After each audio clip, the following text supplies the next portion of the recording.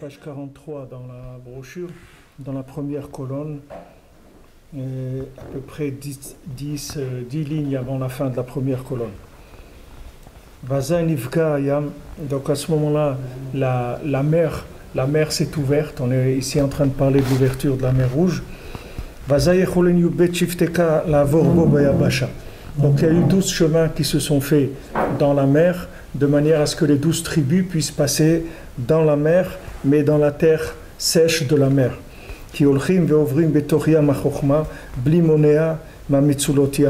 Parce que maintenant on peut passer dans l'océan de la sagesse sans qu'il y ait des empêchements qui viennent du fait que l'eau elle va noyer les gens, ou bien les ennemis Paro et les autres ils vont attaquer.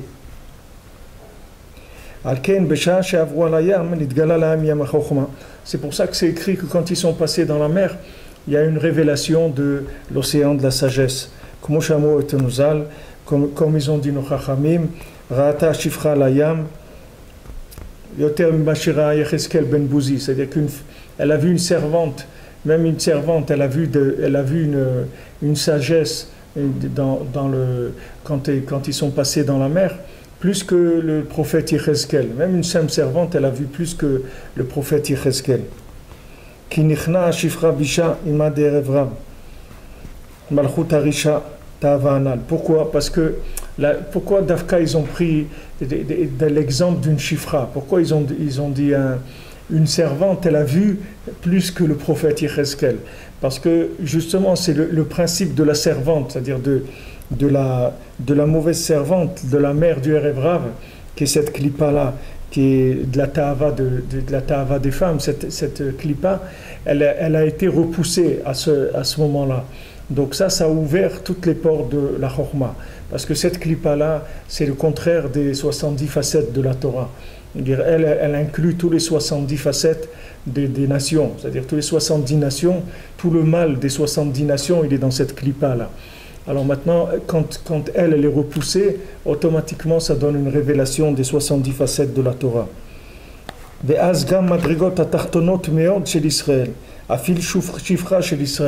Maintenant, même les niveaux inférieurs, les plus bas du Ham Israël, même quelqu'un qui a un niveau de servante, c'est-à-dire il est très bas dans l'Ham Israël, tout s'inclut dans la Kedusha, parce que maintenant la mauvaise servante, elle a été mitbatelet, c'est-à-dire elle a été repoussée, elle a été chassée. C'est pour ça que c'est précisément une shifra, c'est-à-dire une servante qui a vu ce qu'elle a vu, c'est-à-dire toute cette chokhma. Kolze beyom shishi la sphira, tout ça s'est fait le 6e jour de la sphira. Comme on sait que le 6 c'est Yesod, c'est vendredi, c'est la sphira de Yesod, qui est la sphira de Inyan de Tikkun Abrit. Tout ça fait le 6e jour. Alors on voit que tout va tourner autour de Inyan de l'Alliance, c'est-à-dire que maintenant il y a Yosef il y a les ossements de Yosef qui viennent, et de la même manière comme on a vu hier que Yosef il s'est sauvé de la femme de Potiphar, et donc la mer elle s'est sauvée devant Yosef, c'est-à-dire la mer elle s'est ouverte devant Yosef. Quand la mer s'est ouverte devant Yosef, ils ont pu passer dans la terre sèche à l'intérieur de la mer. David, à l'intérieur de la mer, ils ont pu passer. Et aussi, on voit une révélation de la Chokhma. C'est-à-dire aussi, c'était le 6e jour de la Sphira. C'est-à-dire que la Sphira, on est dans la Sphira de Yesod, c'est-à-dire de Inyan de Tikkun Abrit. Et aussi, même les gens les plus bas, ils ont pu voir cette Chokhma là, c'est-à-dire cette Chokhma nifla de la Torah. C'est-à-dire il y a une révélation extraordinaire pour les gens les plus bas du monde. Et Béhémet, c'est ça la révélation de la Torah, c'est-à-dire pourquoi les tzadikim ils travaillent sur ça, pourquoi Rabbi Nachman il a révélé le Tikkun HaKlali, il a parlé des Nyanim qui sont par rapport à l'alliance, d'aller au mikvé, toutes les choses qui tournent autour de l'alliance, parce que Béhémet, c'est ça la réparation du monde. La réparation de l'alliance, c'est ça la réparation du monde. On voit même on a vu pour Noach que Hachem il a dit voilà, je fais maintenant l'arc-en-ciel, c'est l'arc de l'alliance, et ça c'est une garantie que le monde ne sera plus jamais détruit. C'est-à-dire que tout ce qui est lien d'alliance, c'est ça qui permet le maintien du monde, et ça ce qui permet la révélation d'Hachem dans le monde. C'est que ce lien-là. Après, toutes les autres choses, elles sont par rapport à ça. C'est-à-dire c'est la base du principe des récipients. C'est-à-dire quand on parle de récipient, on parle d'alliance. C'est ça le récipient principal. Quand il y a réparation d'alliance, il y a réparation des récipients. Alors c'est sur ça qu'il faut s'investir, c'est sur ça qu'il faut travailler, c'est sur ça qu'il faut prier. C'est là où il faut mettre toute l'énergie, parce que tout dépend de ça. Et tant que quelqu'un n'a pas réparé l'alliance, il se trouve dans une situation de ribouille or, c'est-à-dire qu'il n'a pas de récipient, et toute la lumière qu'on lui donne, il se fait voler sa lumière par le côté négatif. C'est comme si quelqu'un il a beaucoup d'argent, mais maintenant il se fait voler son argent. Il n'a pas de coffre-fort, il n'a pas de compte en banque, il n'a rien. Il se fait voler son argent par des gens qui, eux, toute leur vie, c'est qu'ils ne vivent que de ça, en volant les autres. C'est des gens qui ne travaillent pas, et eux, toute leur vie, c'est de renseigner qui est-ce qu'il y a d'argent et comment on peut voler son argent. C'est le principe du maintien de la Sitra Achara par le ribouille or. Comme je vous ai dit à la création du monde, c'est comme ça qu'Hachem il a créé le principe du mal, par le fait qu'il a cassé les récipients du monde en amenant sa lumière de façon exagérée. Sa lumière, elle a cassé les récipients du monde, et là, il commence à exister le mal, c'est-à-dire la possibilité de dévier la vérité. Ça commence à exister à partir de la création du monde, et ça continue, c'est-à-dire c'est toujours la même chose. Et les gens, ils ont toujours le réflexe inverse. Ils pensent toujours qu'il y a un manque de lumière, il y a un manque d'argent. Mais ce n'est pas un manque d'argent qu'il y a, c'est qu'il y a un manque de récipients. Ce n'est pas l'argent. L'argent, il est là. La lumière, elle est là. Tout est là, en quantité illimitée. Mais il faut des récipients. C'est là-dedans qu'il faut s'investir. Et le récipient principal, c'est le Tikkun Abrit. C'est le Nyan de l'Alliance. C'est ça qui fait le récipient principal. Donc ici, qu'il y a eu des réparations des récipients par le fait qu'il y avait le tzaddik, parce que le fait qu'il y avait Yosef, et le fait que aussi on est passé dans la mer, qu'il y a eu le chemin il était sec, c'est-à-dire l'eau elle n'a pas pu nous noyer. Au contraire, au lieu que l'eau elle nous noie, elle est devenue une source de chorma, c'est-à-dire elle est devenue une révélation d'Hachem, alors que cette même eau-là, elle noie les gens. C'est-à-dire cette même eau-là, elle tue les gens. Elle a tué Paro et tous les gens qui avaient avec lui. Cette même eau, elle a tué parce que eux, Paro, de quoi ils s'alimentent? Ils s'alimentent de ça. C'est ça sa vie à Paro. La vie de Paro, il s'alimente, c'est écrit que Paro, il est là. C'est au Tiot Oref, la nuque. Le Paro, il est dans la nuque. Et il s'alimente, il prend l'énergie là-bas, de cet endroit-là. Alors eux, ils se nourrissent de ça. Et ils se nourrissent du surplus de lumière. Et les gens, ils sont en train de chercher toujours plus de lumière, plus de lumière, plus de lumière. Alors que le maaseh, ce qu'il y a besoin, c'est de récipients. C'est-à-dire, il y a besoin de garder la halacha, de faire des tfilot. Parce que les tfilot, la tfila, c'est de la émouna. La émouna, c'est tikkun abrit, ça répare l'alliance. Alors, il faut prier, il faut faire tchouva, il faut aller dans les chemins de réparation de récipients, pas des chemins de la lumière. Les gens ils croient, plus on va avoir de la lumière, et plus on va avancer. C'est le contraire. C'est-à-dire la lumière, c'est vrai qu'elle propulse la personne, mais le problème c'est qu'elle alimente les gens même qui vont le rendre esclave après, comme en Égypte. C'est-à-dire c'est vrai que ça va le propulser, mais après il va se faire attraper par Paro qui va le rendre esclave, il ne peut pas sortir de l'esclavage. Il ne peut pas sortir tant que Hachem il n'envoie pas Moshe, il ne peut pas sortir, il est prisonnier de l'esclavage, de la lumière que lui-même il a mise en place. C'est pour ça que quand Abraham Avinu il a demandé à Kadosh Baruch Hu, Hachem il lui a donné la terre d'Israël, on va voir après la semaine d'après dans l'Ech Lecha, quand Kadosh Baruch Hu il a donné Eretz Israël à Abraham Avinu, il a dit comment je vais savoir que je vais l'hériter la terre d'Israël, c'est-à-dire comment je vais savoir que cette terre-là elle va être à moi. Qu'est-ce que ça veut dire que hériter la terre? Ça veut dire que maintenant, quand est-ce que je vais savoir que je suis vraiment, que je possède la chokhmah, c'est-à-dire que la chokhmah elle est à moi. Quand est-ce que je vais savoir que vraiment mon récipient il est shalem et que c'est à moi? Parce que la terre d'Israël, pour chacun, c'est la même chose. La terre d'Israël, c'est une terre très élevée. Et il y a personne qui peut dire que la terre d'Israël elle lui appartient, c'est-à-dire qu'il a vraiment mérité Eretz Israël. Pour ça, il faut qu'il ait sa place, bien que Hachem il a donné un chelek d'Eretz Israël à chacun, mais il faut que chacun il ait vraiment sa place, que ça soit à lui, qu'il ait les récipients de sa place. Alors il a demandé, Abraham Avinu à Kadosh Baruch Hu, quand est-ce que je vais savoir que mon récipient, et les récipients de mes enfants, ils vont être complets de manière à ce que ça soit notaire mamash. Pourquoi à chaque fois on a des gens qui viennent et qui nous disent de quitter notre terre et qui nous veulent du mal, qui nous envoient des roquettes sur la tête, etc. Pourquoi dans le monde c'est pas comme ça? Pourquoi il n'y a aucun pays au monde où c'est comme ça, où les gens ils sont chez eux à la maison, on leur envoie des roquettes et il faut que les gens ils trouvent des systèmes pour éviter les roquettes. Il ne faut pas se défendre, surtout pas, parce que c'est interdit de se défendre. Il faut juste se protéger pour pas être détruit tout le temps. Tout le temps, être sur, comme on dit, sur la sellette. Pourquoi il faut vivre toujours comme ça, sur la sellette? Toujours, on ne sait pas si on va continuer ou pas. On ne sait pas si l'autre il va envoyer une bombe atomique, l'autre il veut faire ça. Pourquoi on est toujours en train de vivre comme ça?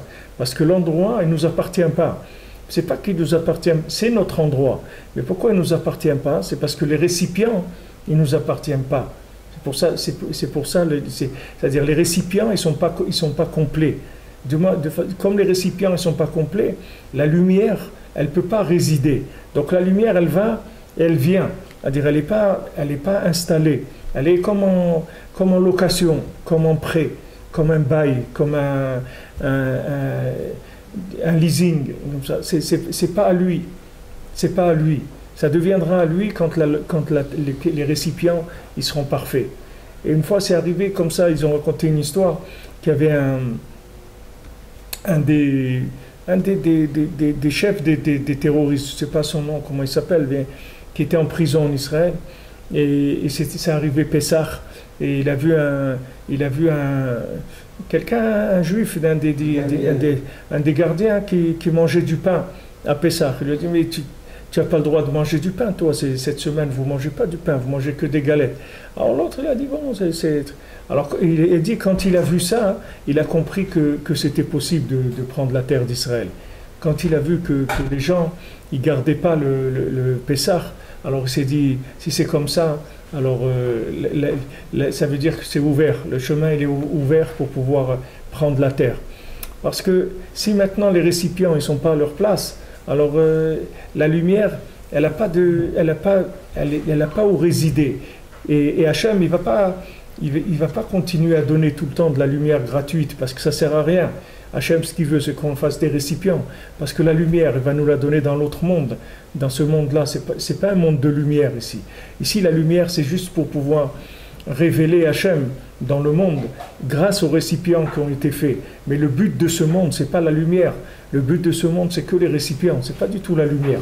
La lumière, c'est un autre monde, c'est pas celui-là. Et on va y être après dans ce monde-là de la lumière, et on pourra en profiter, etc., selon les récipients qu'on a fait ici.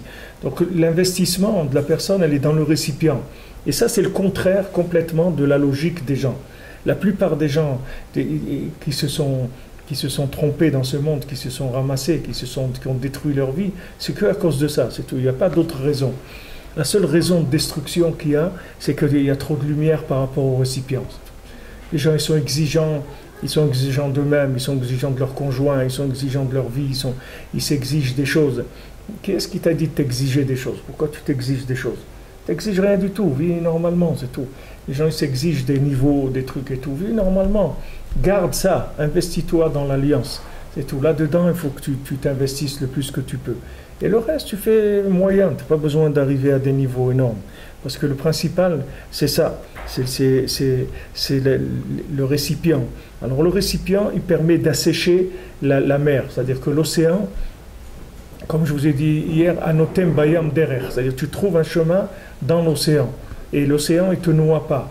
Mais sinon, cette Chokhmah même, cet océan de Chokhmah, il noie les gens. Paro, il a détruit l'océan même de la Chokhmah. C'est l'océan de la Chokhmah, c'est pas la mer c'est pas une mer qui vient et qui détruit Stam parce que c'est des vagues. C'est l'océan de la Chokhmah. L'océan même de la Chokhmah, elle détruit les gens. La Chokhmah, elle détruit les gens. Rabbeinu dit, c'est pas que la Chokhmah c'est pas bien, c'est que c'est trop bien. C'est ça le problème. C'est que c'est tellement bien la Chokhmah que c'est quelque chose de très dangereux. Si quelqu'un il ne sait pas la doser, alors ça devient sammavet, comme on a vu. Tzadikim ilchubam, poshim ikashlubam. C'est-à-dire quelqu'un qui est un poché, il est sûr que la Torah elle va le faire trébucher. C'est-à-dire que s'il est tzadik c'est mandenatir brit, c'est lui qui garde l'alliance. Alors s'il garde l'alliance, la Torah qu'il va étudier elle va lui faire que du bien. Mais s'il ne garde pas l'alliance, la Torah qu'il étudie elle le détruit. Elle le détruit, c'est Poshim Kashlubam. Zachan Asalocham Samchaim, lo Zachan Asalocham Sammavet. S'il a été zoché, c'est une potion de vie. Et la même potion, elle devient une potion de mort. Comment c'est possible? Ça dépend du récipient, c'est tout. Si le récipient, il est bien, si le récipient, il est en place, si le récipient, il est comme il faut, il est complet, alors quand la lumière, elle rentre dedans, c'est de la vie, c'est de la bracha, c'est de la chokhmah, c'est tout ce qu'on veut. Et si le récipient, il est pas bien, alors quand la lumière, elle rentre dedans, c'est de la malédiction. Ça devient des malédictions, ça devient du mal, mamash. Et ça alimente les forces négatives aussi. Ça alimente les forces négatives. C'est-à-dire qu'eux, ils attendent que ça. C'est pour ça qu'ils font tomber les gens. Pourquoi ils essayent de faire tomber les gens? C'est pour qu'après, ils s'alimentent d'eux. C'est ça, c'est comme ça qu'elle fonctionne, la Sitra Achara. Elle essaye de faire perdre aux gens. Et comme ça, ils s'alimentent d'eux. Vous prenez par exemple dans le monde des gens qui ont des fortunes. Par exemple, dès que quelqu'un il atteint une certaine fortune, tout de suite il est contacté par la mafia. C'est connu, c'est comme ça dans le monde. Vous n'allez pas trouver quelqu'un, par exemple, qui a 20 milliards de dollars et qui n'a pas affaire à la mafia. Ça n'existe pas. Ça n'existe pas. Dès que quelqu'un il dépasse de beaucoup la norme de la richesse dans le monde, si quelqu'un il a un peu d'argent, ils ne vont pas venir le voir. Mais si quelqu'un il a beaucoup d'argent par rapport à ce qu'il a besoin, qu'est-ce qu'il va faire avec 20 milliards de dollars? Il faut bien qu'il trouve quoi faire avec. Alors eux, ils se présentent tout de suite. Tout de suite, tous les gens qui ont toutes les grandes fortunes, ils ont affaire à la mafia. C'est obligé, parce que la mafia, elle vit de ça. C'est ça sa vie. Sa vie, c'est de prendre chez les gens chez qui ça dépasse. C'est-à-dire ceux qui en ont trop, eux, ils viennent et ils disent voilà, nous on te propose d'investir là-dedans, d'investir, et en contrepartie, tu recevras notre protection, nos trucs. Parce que en même temps, c'est une clipa. Eux, ils protègent en même temps la personne qui a. Il dit voilà, si tu nous donnes temps, etc., ou tu investis chez nous, on a des trucs là, et nous on te garantit une protection, etc. Mais dans le monde, vous voyez que ça marche comme ça. C'est pas la peine, même si quelqu'un il connaît pas la spiritualité, mais dans la matière aussi, ça fonctionne comme ça. C'est exactement le même principe.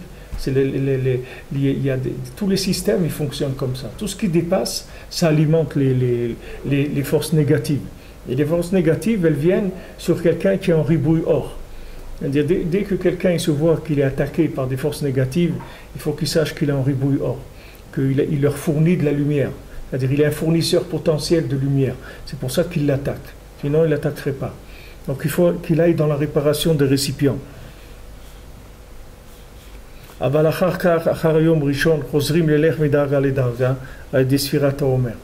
maintenant, après qu'il y a eu cette...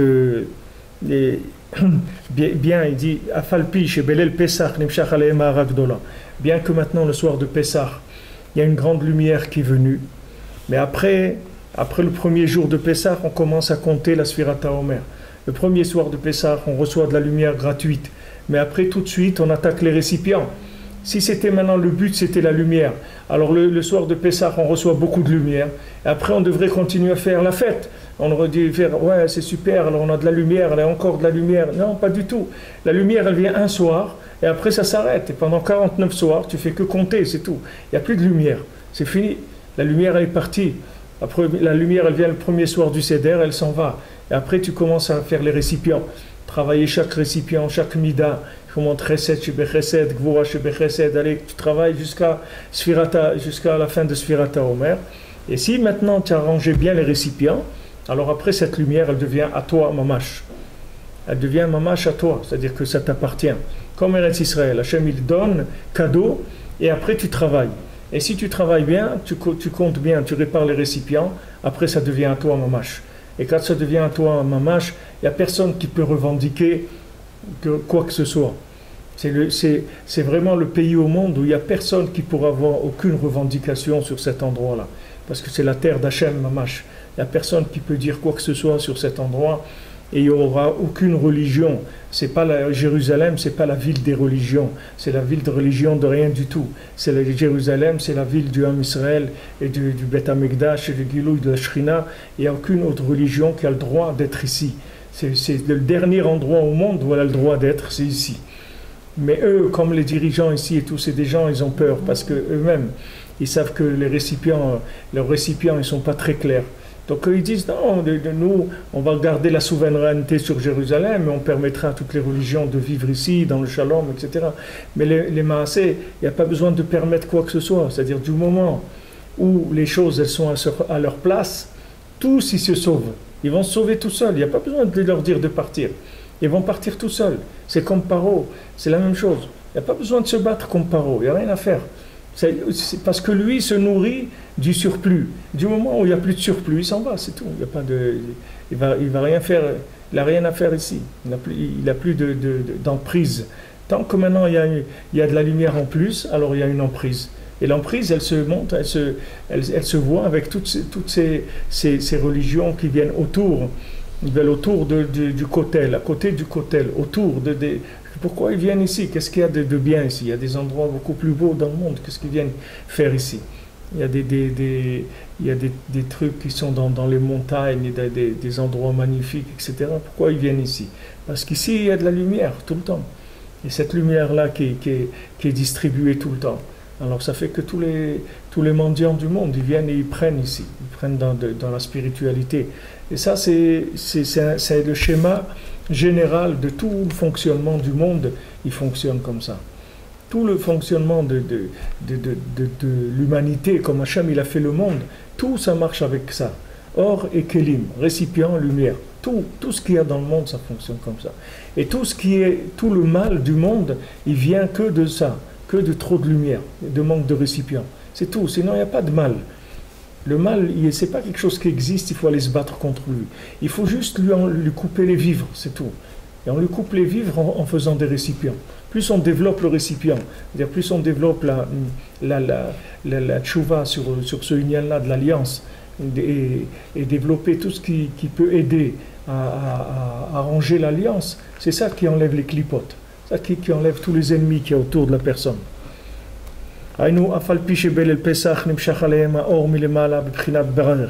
Bien que maintenant le soir de Pessah, Akadosh Baruch Hu, il a envoyé une lumière en bracha, c'est-à-dire il a envoyé une lumière qui prend pas la forme des récipients des gens, une lumière qui est conçue et qui a la forme de la lumière de quelqu'un qui a des super récipients impeccables. Hachem il te donne cadeau le soir du Pessah que tu vois une lumière comme si tu étais un tzaddik, la même chose. Tu vois la lumière d'un tzaddik, c'est-à-dire que comme si tu étais tzaddik, tu vois la même chose. Tu vois une lumière qui est déjà formée en bracha comme pour un tzaddik.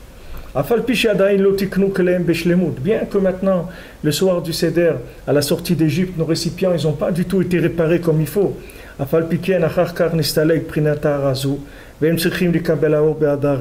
Après, cette lumière, elle s'en va.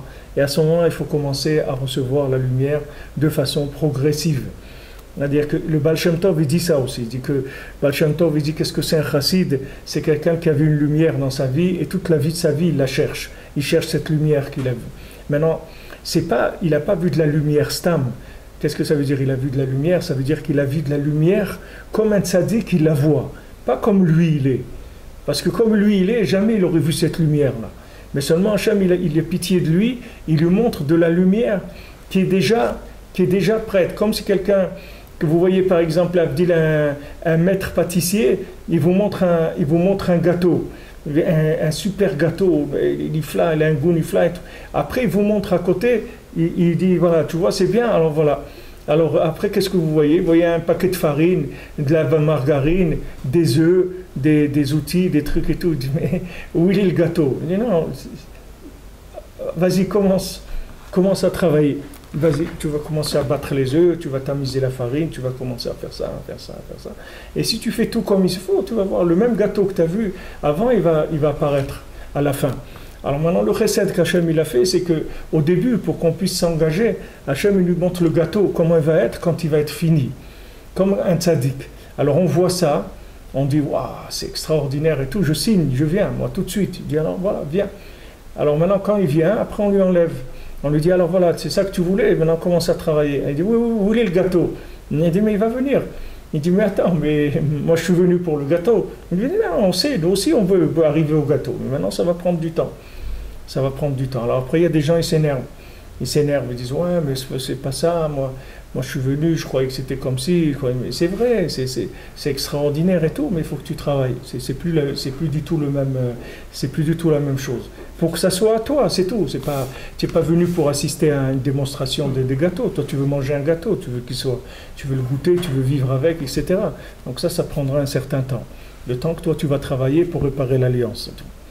Alors maintenant, après, il faut recevoir la lumière de façon progressive. C'est-à-dire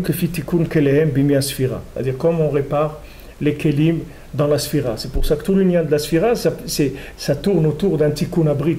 On dit, qu'est-ce que c'est la sphira? C'est comme une femme qui est s'offert le shivanekim. C'est comme une femme qui compte 7 jours. Pourquoi une femme, après qu'elle ait eu son cycle, elle doit compter 7 jours? Parce que c'est ce principe-là. C'est le même principe. C'est-à-dire au début, il y a du sang. Le sang, c'est comme Rabbeinu dit, dam, c'est achore penei kie. C'est-à-dire c'est gematria dam. C'est-à-dire si on prend le shem ekie à l'envers, ça donne le gematria dam. C'est-à-dire c'est le sang. C'est-à-dire que quand il y a le sang, c'est le nom d'Hachem à l'envers. C'est-à-dire que c'est ce monde-là de la matière vu et interprété sans la présence d'Hachem. C'est-à-dire c'est du brut de Olam Hazé. Alors maintenant, quand le cycle est fini, il n'y a plus de sang, maintenant on va commencer à compter les 7 jours de purification pour passer par les 7 midot, Chesed, Gvura, Tiferet, Netzachot, Yesod, Malchut. On passe par ces 7 sphirotes et après il y a le Yichud qui se fait.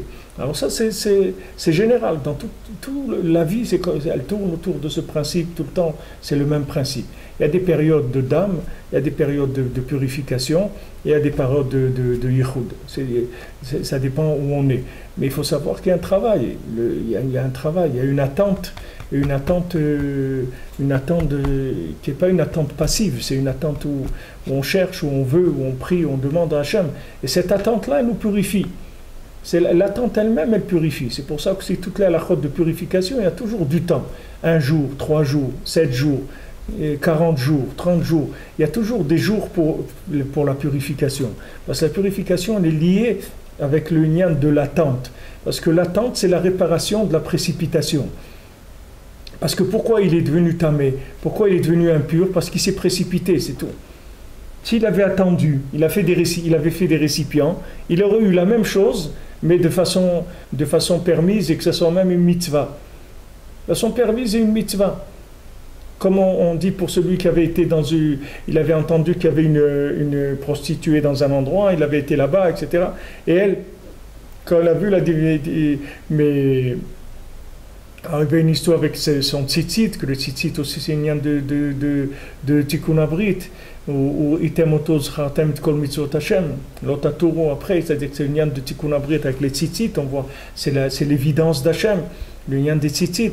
Alors elle a vu ça, elle a dit, elle a dit tant que tu me dis pas qui c'est ton maître, etc. Et elle-même, après elle est venue, elle a vu son rab, elle s'est convertie, etc. Et c'est devenue sa femme. Alors elle dit, qu'est-ce qu'il y a eu? C'est ça qu'il y a eu, c'est-à-dire que maintenant, il y a une approche qui vient par du ribouille or, c'est-à-dire qu'il y a une approche de trop de lumière, et il y a une approche qui est avec des récipients. Alors quand c'est avec des récipients, ça devient permis, ça devient une mitzvah. Et quand c'est sans récipient, c'est interdit. C'est-à-dire que c'est l'hommage du issour. C'est la seule chose qui différencie. Alors maintenant, qu'est-ce qui a fait la différence entre une chose et une autre? C'est l'attente, c'est tout. L'attente de faire des récipients. Maintenant, quelqu'un, il est d'accord le soir de Pessah de faire le seder, de boire 4 verres de vin, de manger la matzah, etc. Et de voir une lumière extraordinaire.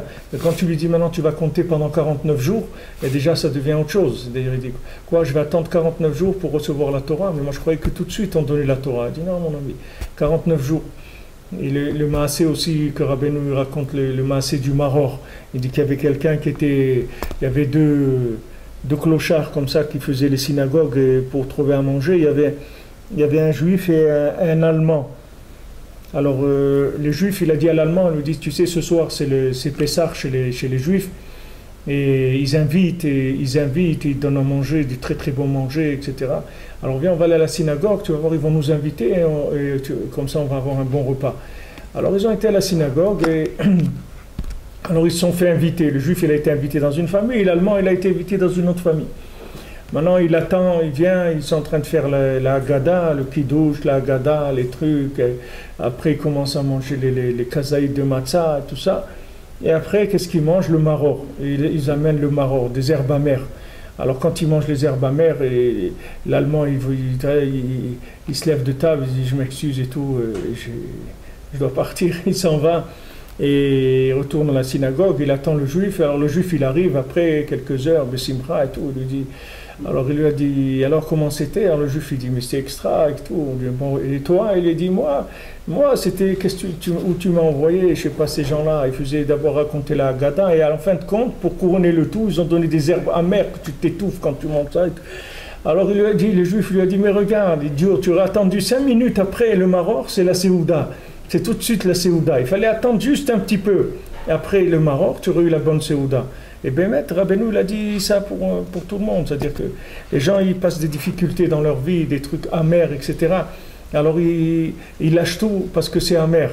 Mais Rabbeinu, il te dit, quand c'est amer, Dafka, sache que ça y est, tu es en train de terminer, tu vas passer maintenant à la Séouda. Maintenant, tu vas avoir tout ce qu'il faut avoir. Mais juste, sois patient, attends un petit peu, c'est tout. Attends un petit peu, tu vas voir que ça va aller. Alors là, cette patience, cette attente-là, mais qui n'est pas passive, c'est une attente où il y a un vouloir de progrès. Ça répare les récipients. L'attente, elle répare les récipients parce qu'elle est le contraire de la précipitation, qui est que la précipitation, elle est engendrée par la lumière. C'est-à-dire, quand tu donnes à quelqu'un quelque chose du gratuit, alors tu crées chez lui une envie de la chose qui est déplacée, parce que lui, ce qu'il doit se rappeler, c'est que c'est gratuit. C'est ça qu'il doit se rappeler. Parce que s'il oublie que c'est gratuit, il ne pourra pas supporter la lumière. Maintenant, Hachem, il t'envoie une lumière le soir de Pessah, que tu vois une lumière, comme il dit ici, elle a vu une servante plus que le prophète Yecheskel. Maintenant, cette servante qui a vu plus que le prophète Yecheskel, après, elle doit se dire, mais cette lumière-là, c'est sûr que ce n'est pas de moi. C'est sûr que c'est un cadeau d'Hachem, parce que moi, comme je suis, je ne peux pas avoir une lumière comme ça. Donc elle sait qu'après, il va falloir préparer l'échec, il va falloir payer cette lumière-là. Que maintenant, elle a vu une lumière nifla, etc. Maintenant, il faut payer. Alors quand il va commencer à payer, il ne va pas râler, il va dire, mais c'est normal, une lumière comme ça, c'est normal de la payer, il n'y a aucun problème. Il n'y a aucun problème. Et bien, quelqu'un qui est venu avec nous au Mana Rosh Hashanah, il m'a dit, vous savez, Avifar, moi, si on me donne une place en Israël, un petit truc de 2 mètres carrés, juste où je peux dormir, un petit endroit, et moi, je suis prêt à travailler toute la journée. Et tout, rien que si j'ai un petit endroit, que je sais que je suis en Israël, ça me suffit, j'ai besoin de rien. Parce que quelqu'un qui sent la Kedusha d'Eretz Israël et tout, il est prêt à payer. Mais quelqu'un qui dit, moi je viens en Israël que si vous me donnez une villa 8 pièces à Herzliya avec la vue sur la mer et un bateau, etc., c'est pas Israël qui veut. Lui, ce qu'il veut, il veut s'amuser, c'est tout, c'est pas Israël qui veut. Alors, dans la Kedusha, quelqu'un, il voit le soir de Pessah une lumière extraordinaire. Qu'Hachem, il lui a fait cadeau, cette lumière, et surtout qu'il lui donne une lumière de tzaddik. C'est pas de la lumière stam. C'est de la lumière qu'il faut être un tzaddik pour voir ça. Il lui fait voir ça. Alors lui, il est très très inspiré, il est très enthousiaste. Alors tout de suite après, on lui dit arrête. Maintenant, ça y est, il n'y a plus de lumière. Allez, viens, tu vas commencer à travailler. Alors là, les gens ils commencent à râler quand il faut commencer à travailler. Ils veulent plus travailler. Mais il faut savoir qu'on veut nous faire travailler, c'est pas pour nous embêter, c'est pour que nous permettre que cette lumière elle soit à nous, mamash. On nous montre un produit fini de la lumière. Et on voit que c'est beau, et on voit que ça nous enlève toutes les tavotes de ce monde, tout. La personne, elle signe, elle dit, moi je laisse tout, moi, pour cette lumière-là. Moi, je suis prêt à laisser tout ce monde-là, avec tout ce qu'il y a, je le laisse pour aller vers cette lumière. On dit, voilà, alors tu as vu à quoi tu peux arriver? C'est ça. Alors viens maintenant, commence à travailler, tu vas y arriver. Mais les gens, ils ne veulent pas. Ils disent, où est la lumière? Non, encore de la lumière. Donnez-moi, ramenez-moi. Mais ce n'est pas la lumière que tu as besoin. Tu as besoin de faire des récipients pour pouvoir la voir de manière positive, la lumière. Alors maintenant, selon la réparation des récipients, pendant les jours de la Sphira, comme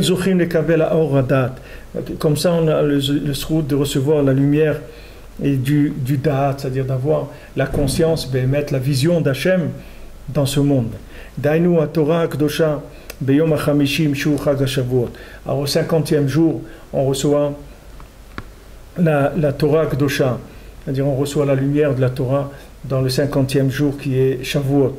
C'est-à-dire on arrive à la 50e porte et on a une vision de la Torah qui est le maximum de ce que quelqu'un il peut voir.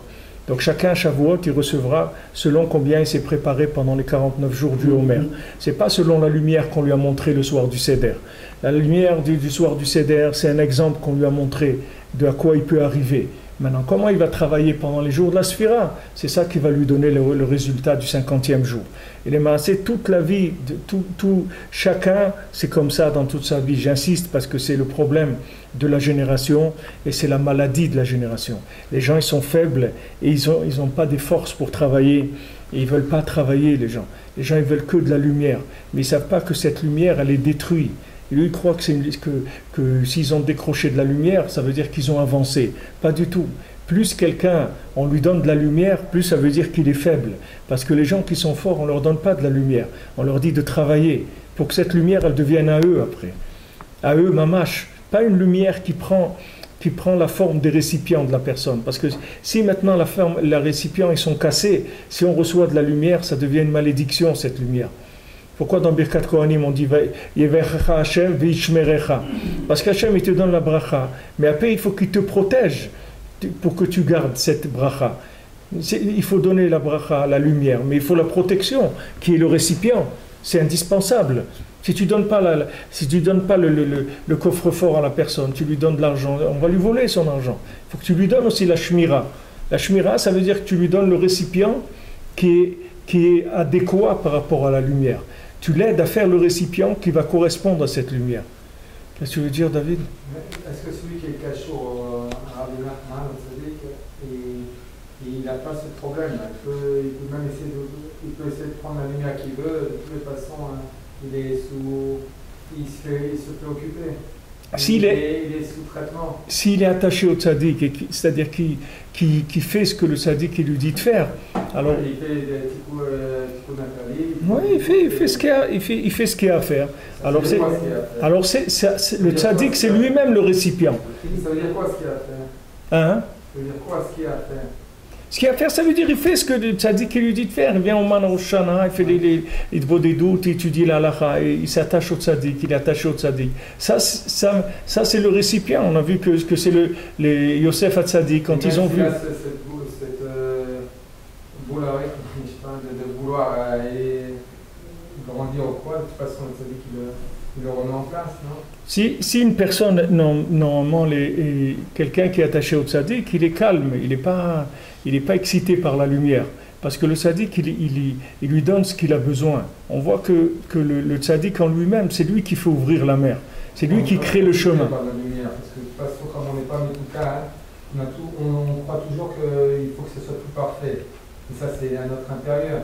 Ça c'est la machine. La machine elle-même, ça va prendre le temps que ça va prendre pour être réparé. Parce que quelqu'un qui a été soigné d'une maladie grave, même s'il est soigné, et ça va prendre du temps, qu'il va être en convalescence pendant beaucoup de temps avant qu'il soit apte à vivre normalement. Ça, c'est toute la période d'attente qu'il y a après la réparation. Même si quelqu'un vient à Rosh Hashanah, même si quelqu'un fait les conseils du tzaddik, ça n'empêche pas que sa machine, ça va mettre du temps pour la réparer. C'est-à-dire son comportement, ses midot, ses ta'avot, tout ça, ça va prendre du temps pour se réparer. Ça ne veut pas dire que maintenant, lui, il est en ribouille or, il n'est plus en ribouille or. Mais lui, il s'est habitué à vivre comme quelqu'un qui est en ribouille or. C'est-à-dire il a des habitudes de quelqu'un qui est en dépassement de lumière tout le temps. Donc ça va prendre du temps pour se mettre en place. Mais c'est sûr que l'attachement au tzaddik, c'est la solution de toutes les maladies spirituelles.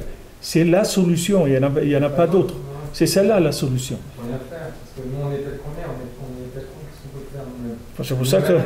C'est pour ça que Rabbeinu lui-même, c'est Moachnoun, c'est la chokhmah de la 50e porte.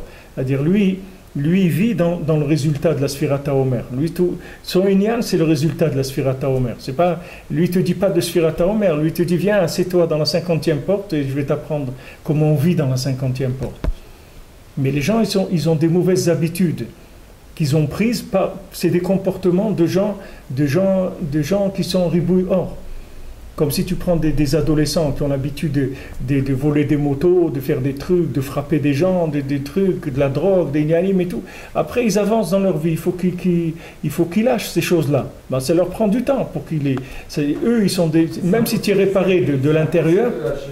Pardon ? On ne peut pas lâcher, ça c'est impossible. Et que en étant cachoir un sadique, oui, mais même comment on va lâcher ça ? Non, je sais, c'est pas de ça que je veux te parler. C'est sûr que de nous-mêmes, on ne peut pas lâcher. Mais je veux dire, même quand tu as fait ce qu'il faut, et même quand tu es réparé, avant que tu ressentes la réparation dans tes midot, ça va prendre du temps. Même si tu es réparé, même si le tzaddik qui t'a réparé tes kelim. Mais Rabbeinu, il a dit, quand tu viens chez lui, à Ouman, après, même si tu fais des avérotes, elles n'ont plus de mains, elles n'ont plus de pieds. Ça veut dire que ce n'est plus des avérotes. C'est des avérotes, c'est des avérotes virtuelles, ce n'est pas des vrais avérotes. C'est des avérotes de quelqu'un qui continue d'avoir des mauvaises habitudes. Mais ce n'est pas des vrais avérotes de quelqu'un qui va... Parce que Rabbeinu, il te coupe ça. Tu ne peux plus avoir accès à ça. Alors la vraie avéra, tu ne peux plus la faire, c'est fini. C'est-à-dire que le Rebbe, il coupe cette chose-là. Mais seulement, tu as des mauvaises habitudes. Et ces mauvaises habitudes, ça va mettre du temps avant de se réparer. Par exemple, quelqu'un il est coléreux. Il va au Man Rosh Hashanah, il revient. Alors, c'est pas obligé qu'il va perdre la colère tout de suite. Et d'ailleurs, il y a eu ce cas-là, il y a 2 ou 3 ans, qu'il y avait un monsieur qui était avec nous, qui était sur chaise roulante. C'est pas ceux qui étaient avec nous, ils l'ont vu. Il y avait un monsieur qui était avec nous, qui est venu, qui était paralysé sur une chaise roulante. Maintenant, quand il est venu à Rosh Hashanah, il a vu là-bas un Rav, Ifergan, tout, qui était à Ouman, et il lui a dit, viens me voir après le Chag, etc. Il a été le voir, le Rav lui a dit, est-ce que tu crois que tu peux te lever et marcher normalement et tout? Alors lui, il a dit, est-ce que tu crois que c'est possible? Alors il a dit, maintenant lève-toi et prends ta chaise dans les mains et rentre chez toi. Alors le monsieur, il s'est levé, Bémet, il a pris sa chaise roulante dans ses mains, il est revenu à l'appartement, il a monté les 6 étages et tout avec la chaise roulante. Ça y est, il marchait, il était plus handicapé. Maintenant, quand il est rentré chez lui en Eretz, alors sa femme, elle l'a vu comme ça, il est rentré, il marchait, un homme qui était sur chaise roulante depuis des années. Sa femme, Après, elle a dit, elle a dit, vous savez, le plus grand miracle qu'il y a eu quand il a été à Ouman à Rosh Hashanah, c'est pas qu'il s'est mis à marcher. Le plus grand miracle, c'est qu'il a perdu les nerfs qu'il avait. Il dit, ça, c'est quelque chose que jamais je croyais qu'il allait guérir de ça. Il dit, c'était un homme très, très nerveux. Et il est venu de Ouman, il s'est calmé complètement, il avait perdu les nerfs complètement. Elle dit, pour moi, ça, c'est un plus grand miracle que du fait qu'il soit plus paralysé des jambes. Elle a dit ça. Alors maintenant, des fois, des gens, ils ont des mauvaises midotes et tout. Ça ne se répare pas tout de suite. Ça prend du temps. Ça prend du temps. Mais en tout cas, celui qui est dans Tikkun Abrit, c'est-à-dire qui est attaché au tzaddik, quand l'attachement au tzaddik, ça s'appelle soi-même Tikkun Abrit, c'est ça Tikkun Abrit, c'est d'être attaché à Yosef, d'être attaché à Rabbi Nachman, de Tikkun Aklali, de faire ce que le Rebbe dit de faire. C'est sûr qu'il est sorti du Nyan du Ribouille or. Mais il faut faire attention, c'est-à-dire qu'il faut savoir qu'il y a des mauvaises midotes et que ces mauvaises midotes ne peuvent pas se Rabbeinu dit on ne peut pas réparer une personne d'un coup, parce que si tu la repères d'un coup, tu vas enlever le bien et le mal qu'il a. C'est pas que le mal que tu vas enlever. Même le bien qu'il a, tu vas lui enlever. Si tu fais vite. Donc tu es obligé d'attendre après que le médicament il fasse son effet. Comme un médicament, tu donnes à quelqu'un un traitement, mais tu donnes des petites doses, que ça fasse doucement. Tu ne peux pas lui donner d'un coup. Sinon, tu vas lui faire du mal, tu ne vas pas le soigner. Donc ça prend un certain temps. Pendant ce temps-là, il faut rester tranquille. Il faut se calmer, il faut faire ce que le tzaddik dit de faire. Avec ça, Bezrat Hashem, on s'en sort.